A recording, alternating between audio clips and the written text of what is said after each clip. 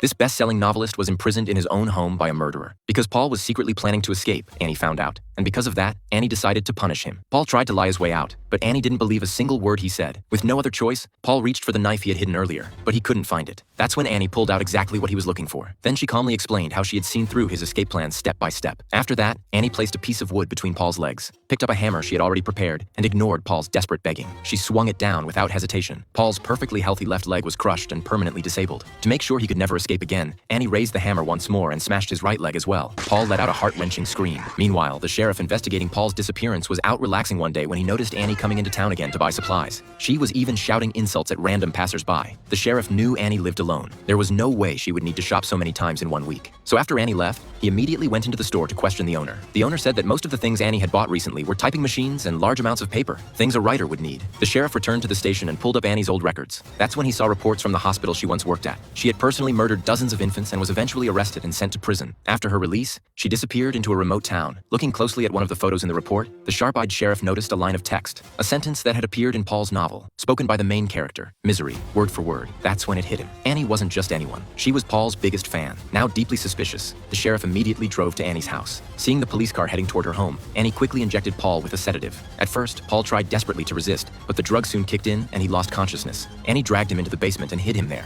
Then she calmly opened the door to greet the sheriff, acting as if nothing had happened at all. She told him she'd been practicing writing in Paul's style, which was why she bought a typewriter and so much paper. The sheriff carefully inspected the house but found nothing unusual. He started to think maybe his theory was wrong, but just as he stepped outside, he heard a noise coming from the basement. Paul had woken up. He accidentally knocked over a grill nearby, drawing the sheriff's attention. The sheriff rushed back and opened the basement door, and there he was, Paul, imprisoned right in front of him. Everything the sheriff suspected was true, but just as he was about to rescue Paul, Paul saw something that completely shocked him.